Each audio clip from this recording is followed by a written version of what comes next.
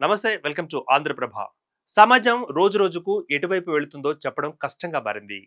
ఇంటా బయట అఘాయిత్యాలు పెరిగిపోతున్నాయి. వావి వరుసలు మరిచిపోయి ఆడబిడ్డలపై దారుణాలకు పాల్పడుతున్నారు. వరకట్నం పేరుతో వేధిస్తున్నారు. చివరకు మానవత్వాన్ని కూడా మరచి ప్రాణాలు తీయడానికి కూడా వెనుకాడడం లేదు. అలాంటి ఘటనే మహబూబాబాద్ జిల్లాలో వెలుగులోకి వచ్చింది. వేధింపులకు తాళలేక బిడ్డ బాధను తెలుసుకునేందుకు వచ్చిన తండ్రిని అత్తింటి వారు హతమార్చారు. ఆ వివరాలేంటో ఈ వీడియోలో తెలుసుకుందాం.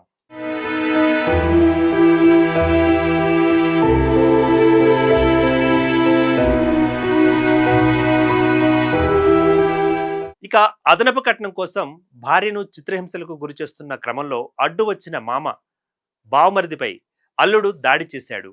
ఈ ఘటనలో అమ్మాయి తండ్రి మృతి చెందాడు.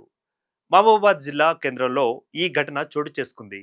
గార్ల మండలం బోజ్యా తండాకు చెందిన బాణోతు లాలు నాయక్, కౌసల్య దంపతుల కుమార్తె శ్రీ సాయి లహరిని కురవి మండలం పెద్ద తండాకు చెందిన గుగులోతు గాంధీబాబుకు ఇచ్చి 4 ఏళ్ల క్రితం వివాహం జరిపించారు. ఆ సమయంలో 51 లక్ష నగదును, 30 తులాల బంగారాన్ని, దీంతో పాటు సుమారు 5 లక్షల విలువ చేసే ఇంటి సామాగ్రిని కట్నంగా అందజేశారు.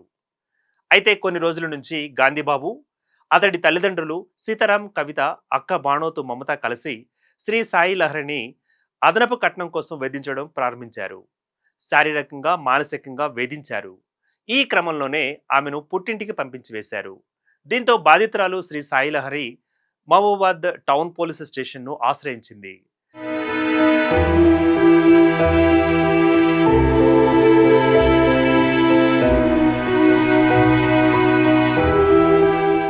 అత్తింటి వారిపై వరకట్నం, గృహహింస, వేధింపుల క్రింద కేసు నమోదు చేశారు. కాగా ఈ ఏడాది ఆగస్టులో పెద్ద మనుషుల సమక్షంలో కుటుంబ తగాదాపై పంచాయతీ నిర్వహించారు. అప్పటి నుంచి ఆమెను కొట్టకుండా మంచిగా చూసుకుంటానని చెప్పి గాంధీబాబు భార్యను తమ ఇంటికి తీసుకువెళ్లాడు. కానీ అతని ప్రవర్తనలో ఎలాంటి మార్పు రాలేదు. ఆమె పెట్టిన కేసును వెనక్కి తీసుకోవాలని, అదనపు కట్నం తీసుకురావాలని వేధింపులకు పాల్పడ్డాడు. ఈ క్రమంలోనే గాంధీబాబు, అతడి తల్లిదండ్రులు కలిసి శ్రీ సాయి లహరిని కొట్టి హత్య చేసేందుకు యత్నించారు.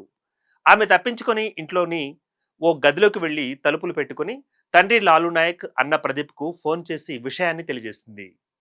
వారిద్దరూ వచ్చి మాట్లాడుతుండగానే గాంధీబాబు, అతడి తల్లిదండ్రులు ప్రదీప్, లాలు నాయక్ పై దాడి చేసి తీవ్రంగా కొట్టి గాయపరిచారు.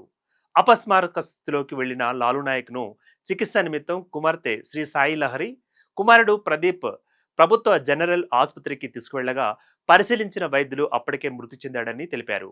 ఈ ఘటనపై కేసు నమోదు చేసిన పోలీసులు దర్యాప్తు ప్రారంభించారు.